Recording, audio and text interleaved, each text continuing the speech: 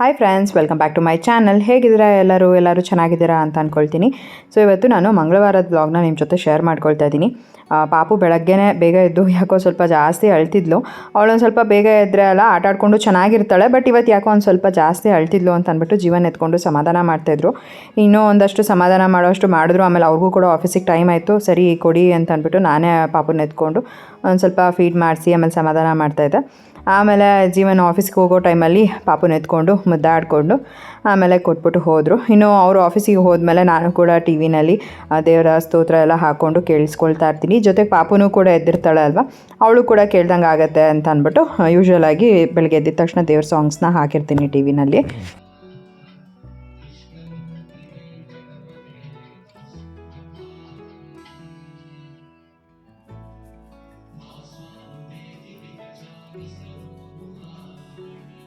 ಇನ್ನು ಜೀವನ ಆಫೀಸಿಗೆ ಹೋದ್ಮೇಲೆ ಪಾಪು ಕೂಡ ಸ್ವಲ್ಪ ಹೊತ್ತು ನಿದ್ದೆ ಮಾಡಿದ್ಲು. ನಾನು ಕೂಡ ಒಂದು ಸ್ವಲ್ಪ ಹೊತ್ತೊಳೊಟ್ಟಿಗೆ ಮಲ್ಕೊಂಡಿದ್ದೆ.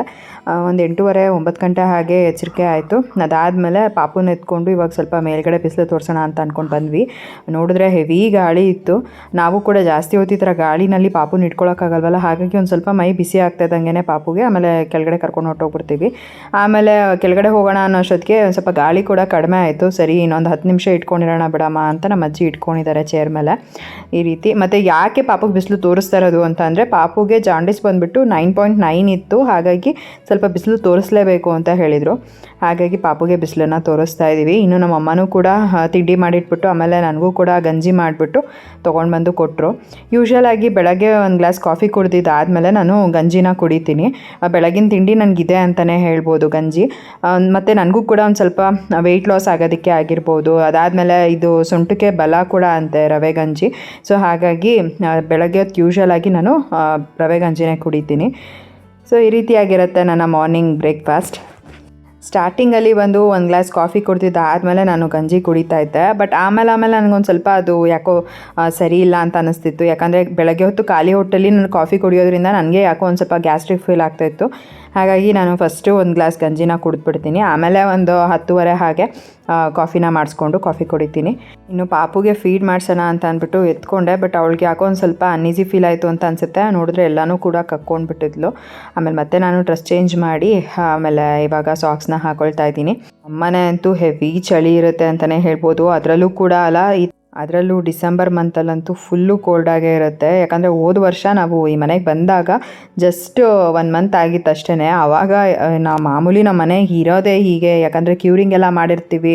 ಹೊಸ ಮನೆಯಲ್ಲಿ ಥಂಡಿ ಅಂತೂ ಇದ್ದೇ ಇರುತ್ತೆ ಅಂತ ಅಂದ್ಕೊಂಡಿದ್ವಿ. ಬಟ್ ಈ ವರ್ಷವೂ ಕೂಡ ಅಲ್ವಾ ಅದೇ ಥರನೇ ಚಳಿ ಅಂತಲೇ ಹೇಳ್ಬೋದು. ಇನ್ನೂ ಮಾಮೂಲಿ ನಮಗೆ ಇವನ್ನೆಲ್ಲ ಅಡ್ಜಸ್ಟೇ ಆಗಿಲ್ಲ. ಸೊ ತುಂಬ ಬೇಗನೆ ಕೋಲ್ಡ್ ಆಗೋಗ್ಬಿಡುತ್ತೆ. ಹಾಗಾಗಿ ನಾನು ಯೂಶ್ವಲಾಗಿ ಈ ಟೈಮಲ್ಲಿ ಸಾಕ್ಸ್ ಎಲ್ಲ ಹಾಕ್ಕೊಂಡಿರ್ತೀನಿ. ಇನ್ನು ಪಾಪುನೂ ಕೂಡ ಫೀಡ್ ಮಾಡಿಸ್ಬಿಟ್ಟು ಮಲಗಿಸ್ದೆ. ಅವಳು ಬೆಳಗ್ಗೆಯಿಂದ ಒಂದು ಸ್ವಲ್ಪ ಇವತ್ತು ಯಾಕೋ ಅಳ್ತಾನೇ ಇದ್ಲು. ಹಾಗಾಗಿ ನಮ್ಮ ಅಜ್ಜಿನೂ ಕೂಡ ದೃಷ್ಟಿ ತೆಗೆಯೋದಾಗಿರ್ಬೋದು ಇದೆಲ್ಲ ಮಾಡಿಬಿಟ್ಟು ಆಮೇಲೆ ಅವರು ನಿದ್ದೆ ಮಾಡಿಸಿದ್ರು. ಬಟ್ ಪಾಪು 2 ನಿಮಿಷ ಕಣ್ಣು ಮುಚ್ತಾಳೆ, ಆಮೇಲೆ ಮತ್ತೆ ಎದ್ದೇಳ್ಬಿಡ್ತಾಳೆ, ಎದ್ಬಿಟ್ಟು ಅಳೋದು. ಸೊ ಹಾಗಾಗಿ ನಾನೇ ಫೀಡ್ ಮಾಡಿಸ್ಬಿಟ್ಟು ಮಲಗಿಸ್ದೆ.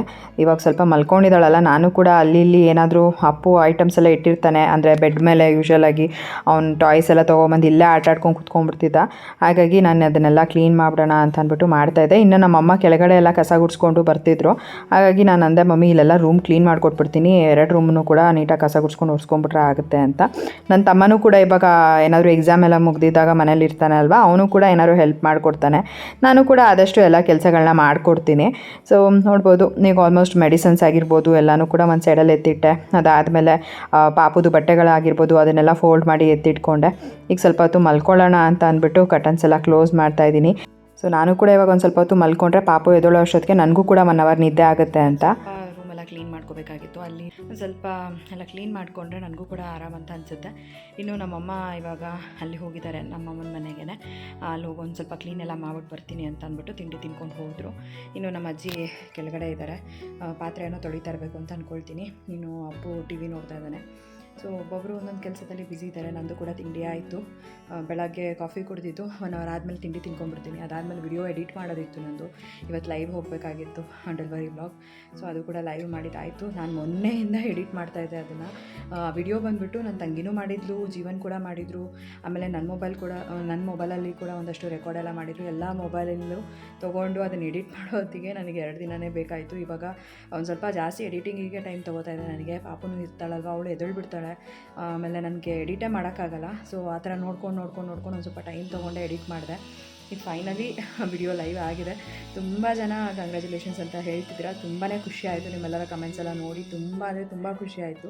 ಇವಾಗ ಹೋಗಿ ಸ್ನಾನ ಮಾಡಿಕೊಂಡು ಬರಬೇಕು. ಪಾಪು ಎದ್ದೇಳಲಿ ಅಂತ ಕಾಯ್ತಾ ಇದ್ದೀವಿ. ಫಸ್ಟು ಪಾಪುಗೆ ಸ್ನಾನ ಮಾಡಿಸಿದ್ದಲ್ಲ ಆದಮೇಲೆ ನಾನು ಹೋಗಿ ಸ್ನಾನ ಮಾಡಿಕೊಂಡು ಬರ್ತೀನಿ.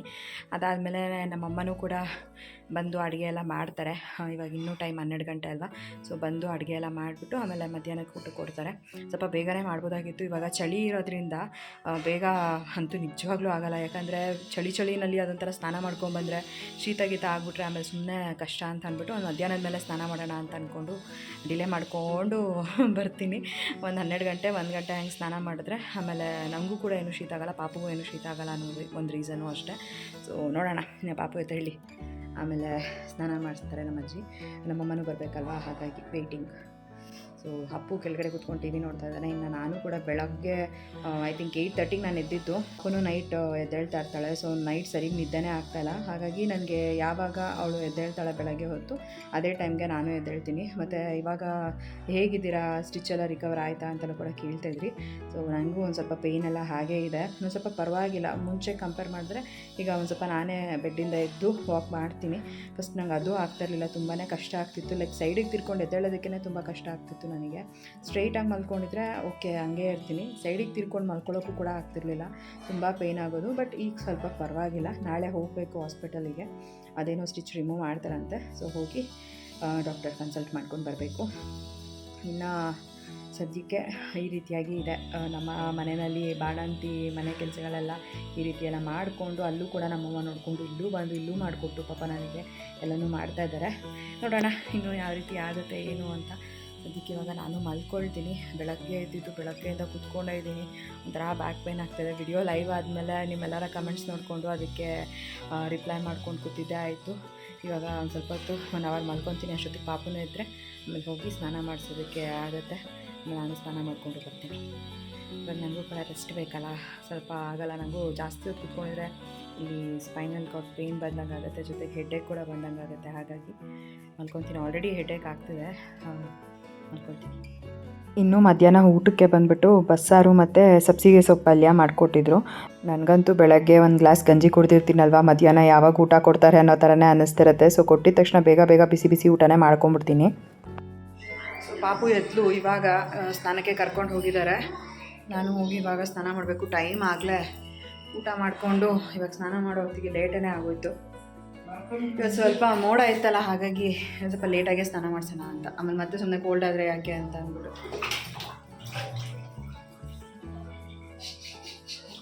ಒಂಚೂರು ಹೈಟಿಗೆ ಬೇಕಲ್ವ ಅಮ್ಮ, ಅದು ಹೈಟ್ ಮಾಡಿರೋದು ನನ್ನ ಐಡಿಯಾ ಇದು. ಆಯಿತು ಬಿಡವ, ಒಂದು ಆಸ್ಕರ್ ಅವಾರ್ಡ್ ಕೊಡ್ಸೋಣ.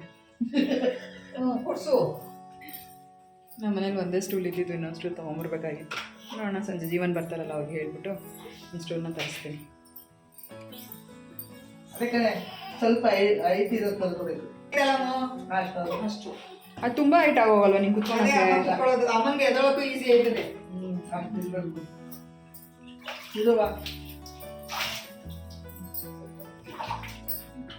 ಇದು ಮನೆ ಕರೆಕ್ಟಾಗಿ ಇಲ್ಲ ಇಲ್ಲ ಕರೆಕ್ಟ್ ಆಗಿದೆ ಮನೆ. ಫಸ್ಟ್ ಹಾಕಿದ್ದಕ್ಕಾಗೆ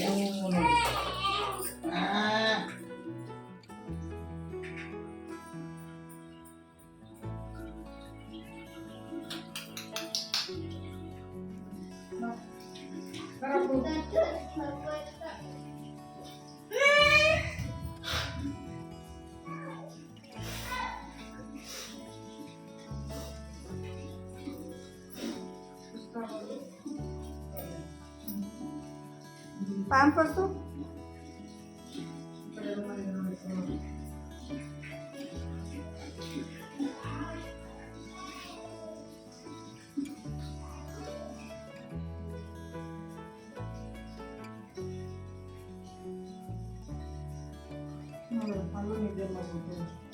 ಸುಸ್ತಾಯ್ತು ಅವಳಿಗೆ.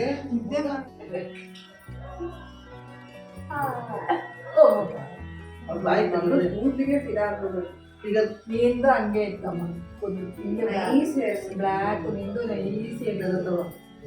ಚಿಕ್ಕ ಪಾಪನಲ್ಲಿ ಹಿಂಗೆ ಇರೋದು.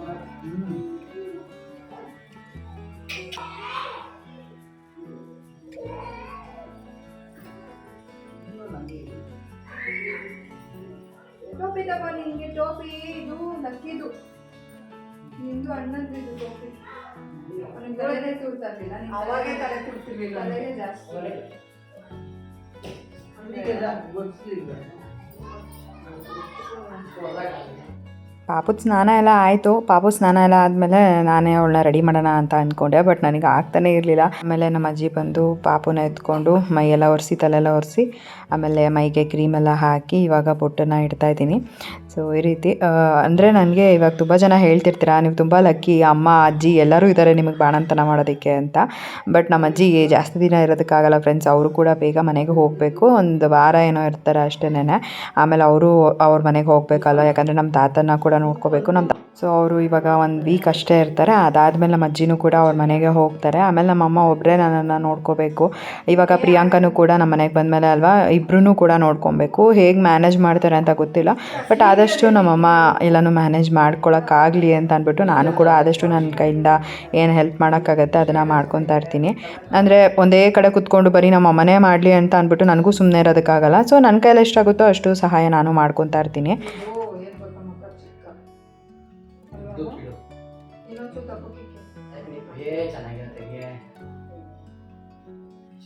ಅಯ್ಯೋ ನಾನು ನೋಡಿ ಬಲ್ಗಡೆ ಕಿತ್ತಾ ಇದ್ದೀನಿ ಲಕ್ಕಿ ಗಿಟ್ಟಂಗೆ. ಅಮ್ಮ ಈ ಕಡೆಗೆ ಇತ್ತು ಲಲಿತಮ್ಮ. ಏ ಅವ್ರು ಈ ಕಡೆ ಇಕ್ಕಿದ್ರು.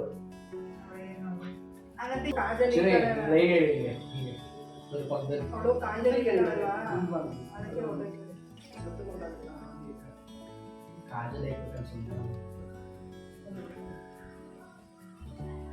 ಏನಿದು ಕ್ರೀಮು ಅವರೇ ಕೊಟ್ಟಿದ್ದು ಚಿನ್ನದು? ಇಲ್ಲ ಎಲ್ಲ ಹೋಗೋ ದಿವಸ, ಯಾಕಂದ್ರೆ ಲಕ್ಕಿಗೆ ಹೇಳ್ತಿರಲ್ಲ ಅಲ್ಲಿಗೆ ಕ್ರೀಮ್ ಕೊಡಿ ಪೌಡರ್ ಕೊಡಿ ಅಂತ. ಆಮೇಲೆ ಯಾರು ತಂದು ಕೊಡ್ತಾರೆ ಜೀವನಕ್ಕೆ, ನಾನೇ ಎಲ್ಲ ಏನೇನು ಬೇಕೆಲ್ಲ ಆರ್ಡರ್ ಮಾಡ್ಕೊಂಡು ಹೋಗೋ ದಿವಸ ಗೊತ್ತಾಗೋದು ಇಲ್ಲ. ಆಮೇಲೆ ಈಗ ನೋಡೋದು ಯಾವುದೋ ಹೇಳಿದ್ದು ತರಕ್ಕೆ. ಪಾಪುನ ರೆಡಿ ಮಾಡಿದ್ದಾದಮೇಲೆ ಒಂದು ಸ್ವಲ್ಪ ಹೊತ್ತು ಹೀಗೆ ಮಾತಾಡ್ತಾ ಕೂತ್ಕೊಂಡಿದ್ವಿ. ಅದಾದಮೇಲೆ ನಾನು ಕೂಡ ಸ್ನಾನಕ್ಕೆ ಹೋಗಬೇಕಾಗಿತ್ತು ಅಂತ ಅಂದ್ಬಿಟ್ಟು ಸ್ನಾನಕ್ಕೆ ಹೋದೆ. ಸೊ ಸ್ನಾನ ಮಾಡ್ಕೊಂಡು ಬಂದಿದ್ಮೇಲೆ ಪಾಪುಗೆ ಫೀಡ್ ಮಾಡಿಸಲ್ಲ, ಯಾಕಂದರೆ ತಲೆ ಸ್ನಾನ ಮಾಡಿಸ್ಬೇಕಲ್ವ. ಆಮೇಲೆ ಅವಳಿಗೂ ಕೋಲ್ಡ್ ಆಗುತ್ತೆ ಅಂತ ನಮ್ಮ ಅಜ್ಜಿ ಹೇಳ್ತಿರ್ತಾರೆ. ಸೊ ಒಂದಷ್ಟು ನಮ್ಮ ಅಜ್ಜಿ ಏನು ಹೇಳ್ತಾರೆ ಅದನ್ನಂತೂ ಫಾಲೋ ಮಾಡ್ತೀನಿ. ಯಾಕೆ ಅಂತಂದರೆ ಇವಾಗ ಡಿಸೆಂಬರ್ ಮಂತ್ ಮತ್ತು ಕೋಲ್ಡ್ ಸೀಸನ್ ಕೂಡ ಇದು, ಮತ್ತು ಪಾಪು ಕೋಲ್ಡ್ ಆದರೆ ಅಲ್ವಾ, ಆಮೇಲೆ ನಾವೇ ನೋಡ್ಕೋಬೇಕು. ಹಾಗಾಗಿ ಅವ್ರು ಹೇಗೆ ಹೇಳ್ತಾರೋ ಅದೇ ಥರ ಫಾಲೋ ಮಾಡೋಣ ಅನ್ನೋದಕ್ಕೋಸ್ಕರ ನಾನು ಊಟದ ಪಥ್ಯನೂ ಕೂಡ ಅವ್ರು ಹೆಂಗೆ ಹೇಳ್ತಾರೆ ಹಾಗೆ ಇದ್ದೀನಿ. ಜಾಸ್ತಿ ಹೊರಗಡೆಯಿಂದ ಫುಡ್ ತರಿಸ್ಕೊಂಡು ತಿನ್ನೋದಾಗಿರ್ಬೋದು, ಅದಾದಮೇಲೆ ಮನೆಯಲ್ಲಿ ಅವ್ರು ಏನು ಪದ್ಯದ ಊಟ ಕೊಡ್ತಾರೆ ಅದನ್ನಷ್ಟೇ ನಾನು ಕರೆಕ್ಟಾಗಿ ತಿಂತಾ ಇರೋದು. ಇನ್ನೇನು ಎಕ್ಸ್ಟ್ರಾ ಆ ಥರದ್ದೆಲ್ಲ ನಾನು ತಿನ್ನೋಕ್ಕೆ ಹೋಗ್ತಿಲ್ಲ. ಮತ್ತು ಸುಮ್ಮನೆ ಪಾಪುನೂ ಕೂಡ ನಾನು ಈ ಟೈಮಲ್ಲಿ ಚೆನ್ನಾಗಿ ನೋಡ್ಕೋಬೇಕು, ಅದಕ್ಕೋಸ್ಕರ ಅಷ್ಟೇನೆ. ಇನ್ನು ನೆಕ್ಸ್ಟು ಪಾಪುಗೆ ಇವಾಗ ಸ್ನಾನ ಮಾಡಿಸಿದ್ದೆಲ್ಲ ಆಯ್ತಲ್ವ, ಅವಳಿಗೂ ನಾನು ಸ್ನಾನ ಮಾಡ್ಸೋಕ್ಕೆ ಮುಂಚೆನೇ ಫೀಡಿಂಗ್ ಎಲ್ಲ ಮಾಡಿಸ್ಬಿಟ್ಟಿರ್ತೀನಿ. ಸೊ ಸ್ನಾನ ಮಾಡ್ಕೊಂಡು ಬಂದಿದ ತಕ್ಷಣ ಅವಳು ನಿದ್ದೆ ಮಾಡಿಬಿಡ್ತಾಳೆ, ಮತ್ತೇನು ಫೀಡ್ ಮಾಡಿಸ್ಬೇಕು ಅನ್ನೋ ಥರ ಇರಲ್ಲ. ಆಲ್ಮೋಸ್ಟ್ ಒಂದು 45 ಮಿನಿಟ್ಸ್ 1 ಅವರ್ ತನಕನೂ ಆರಾಮಾಗಿ ಮಲ್ಕೊತಾಳೆ. ಅಷ್ಟೊತ್ತಿಗೆ ನಾನು ಹೋಗಿ ಸ್ನಾನ ಮಾಡ್ಕೊಂಡು ಬಂದು ತಲೆಗೆ ಏನಾದರೂ ಸ್ನಾನ ಮಾಡೋಕ್ಕಿದ್ರೆ ತಲೆ ಒಣಗಿಸ್ಕೊಂಡೆಲ್ಲ ರೆಡಿ ಆಗ್ತೀನಿ. ಸೊ ಈ ರೀತಿಯಾಗಿ ನಮ್ಮ ಅಜ್ಜಿ ಇರೋದಕ್ಕೆ ಒಂಥರ ನನಗೂ ಹೆಲ್ಪ್ ಆಗುತ್ತೆ ಅಂತ ಹೇಳ್ಬೋದು. ಅವರು ಒಂದಷ್ಟು ವಿಚಾರಗಳೆಲ್ಲ ಹೇಳೋವಾಗ ಅದೆಲ್ಲ ತುಂಬ ಖುಷಿ ಆಗುತ್ತೆ ಅದನ್ನೆಲ್ಲ ಫಾಲೋ ಮಾಡೋದಕ್ಕೆ ಕೂಡ. ಮತ್ತು ಅವರು ಕೂಡ ಅವ್ರ ಬಾಣಂತನ ಎಲ್ಲ ಯಾವ ರೀತಿ ಮಾಡ್ತಾಯಿದ್ರು, ಎಷ್ಟು ಸ್ಟ್ರಿಕ್ಟಾಗಿ ಅವ್ರ ಅಪ್ಪ ಅಮ್ಮ ಅವ್ರಿಗೆ ಬಾಣಂತನ ಮಾಡ್ತಾಯಿದ್ರು ಅನ್ನೋದನ್ನೆಲ್ಲನೂ ಕೂಡ ಹೇಳ್ತಿರುವಾಗ ನಾನು ಅದೇ ಅಂದ್ಕೊತೀನಿ, ಈಗಿನ ಕಾಲದಲ್ಲಿ ಅಷ್ಟೆಲ್ಲ ಫಾಲೋ ಮಾಡ್ತಾರೆ ಅಂತಂದರೆ ನಿಜ ಆಗಲ್ಲ. ಬಟ್ ಆಲ್ಮೋಸ್ಟ್ ಮಾಡ್ತಾರೆ. ಅಷ್ಟು ಪಥ್ಯದಲ್ಲೆಲ್ಲ ಇದ್ದು ಅಷ್ಟು ಸ್ಟ್ರಿಕ್ಟಾಗಿ ಎಲ್ಲ ಅಂತಂದರೆ ಈಗಿನ ಕಾಲದಲ್ಲಿ ಯಾರೂ ಫಾಲೋನೇ ಮಾಡಲ್ಲ ಅಮ್ಮ ಅಂತೆಲ್ಲ ಅಂದ್ಬಿಟ್ಟು ನಾನು ಹೇಳ್ತಿರ್ತೀನಿ. ಯಾಕೆ ಅಂತಂದರೆ ಅವ್ರ ಟೈಮಲ್ಲಿ ಎಲ್ಲ ಹಾಗೆ ಇತ್ತಂತೆ, ಹಾಗೆ ಫಾಲೋ ಮಾಡಿಸೋರಂತೆ. ಈ ಟೈಮಲ್ಲೆಲ್ಲ ಯಾರು ಮಾಡ್ತಾರೆ ಅಲ್ವಾ. ಸೊ ಅವರು ಯಾವ ರೀತಿ ಹೇಳ್ತಾರೆ ನಮ್ಮ ಅಜ್ಜಿ ಆ ಥರ ನಾನು ಕೂಡ ಫಾಲೋ ಮಾಡ್ತೀನಿ, ಸರ್ಟನ್ ಥಿಂಗ್ಸ್ ಅಷ್ಟೇ. ಜಾಸ್ತಿ ಅವರು ಕೂಡ ನನಗೆ ಹಾಗೆ ಇರಬೇಕು ಹಿಂಗೆ ಇರಬೇಕು ಅಂತೆಲ್ಲ ಏನೂ ಹೇಳಲ್ಲ, ಬಟ್ ಹೇಳ್ದಷ್ಟು ಆಲ್ಮೋಸ್ಟ್ ನಾನು ಫಾಲೋ ಮಾಡ್ತೀನಿ. ಇನ್ನು ಪಾಪುಗೆ ಸ್ನಾನ ಮಾಡಿಸಿ ರೆಡಿ ಮಾಡಿದ್ದು ಎಲ್ಲ ಆಗಿತ್ತಲ್ವ, ಹಾಗಾಗಿ ಪಾಪುನ ದೃಷ್ಟಿ ಕೂಡ ತೆಗೆದ್ಬಿಟ್ಟು ಆಮೇಲೆ ಮಲಗಿಸಿದ್ರು. ಆಮೇಲೆ ನಾನು ಕೂಡ ಹೋಗಿ ಸ್ನಾನ ಎಲ್ಲ ಮಾಡಿಕೊಂಡು ಬಂದೆ. ಆಮೇಲೆ ನಮ್ಮಮ್ಮ ಕಾಫಿ ಕೂಡ ಮಾಡ್ಕೊಂಬಂದರು. ಕಾಫಿ ಕುಡಿದ್ಬಿಟ್ಟು ಒಂದು ಸ್ವಲ್ಪ ಹೊತ್ತು ಹೀಗೆ ಮಾತಾಡ್ಕೊಂಡು ಕೂತ್ಕೊಂಡಿರ್ತೀವಿ. ಸೊ ಫ್ರೆಂಡ್ಸ್, ಇವಾಗ ನಮ್ಮಮ್ಮ ಕಾಫಿ ಮಾಡಿಕೊಟ್ಟಿದ್ದಾರೆ, ಕುಡಿತಾ ಇದ್ದೀನಿ. ನಾನು ಬೆಳಗ್ಗೆ ಮತ್ತು ಸಂಜೆ ಟೈಮ್ 2 ಸಲ ಕುಡಿತೀನಿ. ಫುಲ್ಲು ಒಂದು ಫುಲ್ ಕಪ್ ಕುಡಿತೀನಿ. ನನಗೆ ಅಭ್ಯಾಸ ಇದೆ, ಮುಂಚೆಯಿಂದನೂ ನಾನು ಕುಡಿತಾ ಇದ್ದಿದ್ದೇ ಇಷ್ಟು ನನಗೆ. ಮತ್ತು 1 ಟೈಮ್ ಕುಡಿತಿದ್ದೆ ಫಸ್ಟೆಲ್ಲ, ಇವಾಗ 2 ಟೈಮ್ ಕೂಡ ಕುಡಿಯೋಕ್ಕೆ ಅಭ್ಯಾಸ ಮಾಡ್ಕೊತೀನಿ ಅಷ್ಟೆ. ಮತ್ತು ಅದೊಂಥರ ಮೈಂಡ್ ಹೊಟ್ಟೋಗ್ಬಿಡುತ್ತೆ ಸಂಜೆ ಆಗ್ತಾಯಿದ್ದಂಗೆ ಕಾಫಿ ಕುಡಿಬೇಕು ಅಂತ. ಸೊ ಹಾಗೆ ಇವಾಗ ಕಾಫಿ ಕುಡಿತಾ ಇದ್ದೀನಿ. ಪಾಪುನು ಮಲ್ಕೊಂಡಿದ್ದಾಳೆ, ಇಲ್ಲೇ ಸ್ನಾನ ಮಾಡಿಸಿದ್ವಲ್ಲ, ರೆಡಿ ಮಾಡಿಸಿದ್ಲೇ ಮಲಗಿಸಿದ್ದೀನಿ. ಇನ್ನು ಕಾಫಿ ಕುಡಿದ್ಬಿಟ್ಟು ಒಂದು ಸ್ವಲ್ಪ ಹೊತ್ತು ಹೋಗಿ ಮಲ್ಕೊತೀನಿ. ಅಷ್ಟೊತ್ತಿಗೆ ನಮ್ಮಮ್ಮ ಏನಾರು ಊಟ ಮಾಡಿರ್ತಾರೆ, ತಿಂದ್ಬಿಟ್ಟು ಮಲ್ಕೊಳ್ಳೋದು ಅಷ್ಟೇ. ಇವಾಗ ಜಾಸ್ತಿ ತಿನ್ನೋದು ಮಲ್ಕೊಳ್ಳೋದು ನನಗೆ ಇನ್ನೇನು ಕೆಲಸನೇ ಇಲ್ಲ ಇವಾಗ ಅಷ್ಟೇ. ಸ್ವಲ್ಪ ಸಕ್ಕರೆ ಕಡಿಮೆ ಆಗಿತ್ತು ಅಂತ ನಮ್ಮಮ್ಮ ಹೋಗಿದ್ದಾರೆ ತೊಗೊಂಬಾಕಿ. ನಮ್ಮಮ್ಮ ಪಾಪ ಎಷ್ಟು ಸರಿ ಹತ್ತಿ ಇಳಿ ಮಾಡ್ತಾನೆ ಇರ್ತಾರೆ. ನಾನು ಅದೇ ಅಂತಿರ್ತೀನಿ, ನೀನು ಫಸ್ಟೇ ಸ್ಲಿಮ್ ಆಗಿದೆಯಾ, ಇನ್ನೂ ಹತ್ತಿ ಇಳ್ದು ಇನ್ನೂ ಸ್ಲಿಮ್ ಆಗಿ ಹೋಗ್ಬಿಡ್ತೀಯಾ ನನ್ನ ಬಣತನ ಮುಗಿಯೋ ಅಷ್ಟೊತ್ತಿಗೆ ಅಂತ. ನೋಡೋಣ ಹೇಗಾಗುತ್ತೆ ಅಂತ. ಅಲ್ಲೇ ನಿಂತವ್ ನಮ್ಮಮ್ಮ.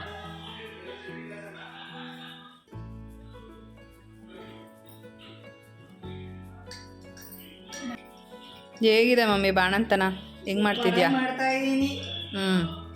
ಏನು ಮಾಡ್ಕೊಡ್ತೀಯವ ಸ್ಪೆಷಲ್ಲು? ಏನು ಬೇಕು ಮೆಣಸನ್ನ ಕೊಟ್ಬಿಡವ ಸಾಕು. ನಾನು ಜಾಸ್ತಿ ಏನು ಬೇಡಿಕೆನೇ ಇಲ್ಲ ನಂದು ಬಾಣಂತನದಲ್ಲಿ. ಬರೀ ಮೆಣಸನ್ನ ದಿವಸಕ್ಕೆ ಒಂದ್ಸಲಿ ಆದರೂ ಮೆಣಸನ್ನ ತಿಂದ್ಬಿಟ್ರೆ ಮುಗ್ದೋಯ್ತು ನಂದು. ಅಲ್ಲ ಮಮ್ಮಿ? ಅವೆಲ್ಲ ಹಾಕಿದ್ದಲ್ಲ ಅದೇ ನಿಮಗೆಲ್ಲ ಬೋನಸನ್ ಹಾಕಿ ಅದೇ ಹಾಕಿದ್ದು. ಉಡ್ವಡ್ಸು ಅಂತ ಇತ್ತು ಬೋನಸನ್ ಅವಾಗ ನಿಲ್ಲಿಸ್ಬಿಟ್ಟಿದ್ರು. ನಾವೆಲ್ಲ ನಮಗೆಲ್ಲ ಹಾಕಿದ್ದು ಬೋನಸನ್ನು ಚಿವು ಅಮ್ಮನಿಗೆಲ್ಲ. ಅಮ್ಮ ಅಮ್ಮ ಅಪ್ಪಾಜಿನೇ ಹೇಳ್ತಿತ್ತಲ್ಲ ಅಮ್ಮ ಅವತ್ತು. ನಿಮಗೆ ಬೋನಸನ್ ಅವಾಗಿರ್ಲಿ, ಅವಾಗ ಸ್ವಲ್ಪ ನಿಲ್ಲಿಸ್ಬಿಟ್ಟಿದ್ರು. ಅಪ್ಪಾಜಿನೇ ಹೇಳ್ತು ನನಗೆ, ನಿನಗೂ ಉಡ್ವಡ್ಸೆ ಕಣಮ್ಮ, ಮಗು ಕೈಯಲ್ಲಿ ಆವಿಟ್ಕೊಂಡಿರ್ತದಲ್ಲ ಅದಾಗ್ತಿದ್ವಿ ಅಂದಿತ್ತು. ನಿಮಗೂ ಆಮೇಲೆ ಬೋನಸನೇ ಹಾಕಿ ಚೆನ್ನಾಗಿ ಹಾಕಿ. ಏನು ಗೊತ್ತಾ, ನಾವೇ ಮಾಡ್ಬಿಡ್ದೆ, ಶಿವಮಮ್ಮನ ಕೂರಿಸ್ಬಿಟ್ಟು ಮಮ್ಮನ ಇಟ್ಟಿದ್ದೆ ನಮ್ಮಮ್ಮ ಏನೇನು ಅಮ್ಮ ಏನೋ ಇತ್ತು ಮತ್ತೆ ನಮ್ಮಮ್ಮ ಗೊತ್ತಾಗೋದು ಹೊಸಲು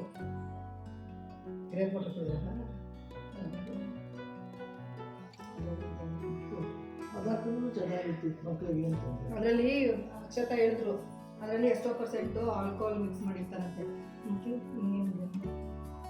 ಬೇಡ ಸರ್, ಕೇಳ್ಕೊಂಡೆ ತಗೊಂಡ್ಬಂದಿದ್ದು ಪಾಪ. ಹೀಗೆ ಮಾತಾಡಿಕೊಂಡು ಕಾಫಿ ಕುಡಿತಾ ಇದ್ವಿ. ಅದಾದಮೇಲೆ ನನ್ನ ತಮ್ಮನಿಗೆ ಹೇಳಿದೆ ಒಂದು ಸ್ವಲ್ಪ ಕಾರ್ಪೆಟೆಲ್ಲ ಕ್ಲೀನ್ ಮಾಡ್ಕೊಳ್ಳೋದಕ್ಕೆ. ಸೊ ಅವನು ವ್ಯಾಕ್ಯೂಮ್ ಕ್ಲೀನರ್ ತೊಗೊಂಡು ಕ್ಲೀನ್ ಮಾಡ್ಕೊತಾ ಇದ್ದಾನೆ. ನಾನು ಆಮೇಲೆ ಬಿಗ್ ಬಾಸ್ ಬರ್ತಾಯಿತ್ತಲ್ವ ಅಂದ್ಬಿಟ್ಟು ನಾನು ಕೂಡ ಕೆಳಗಡೆ ಬಂದೆ ಬಿಗ್ ಬಾಸ್ ನೋಡೋದಕ್ಕೆ ಪಾಪುನ ಕರ್ಕೊಂಡು.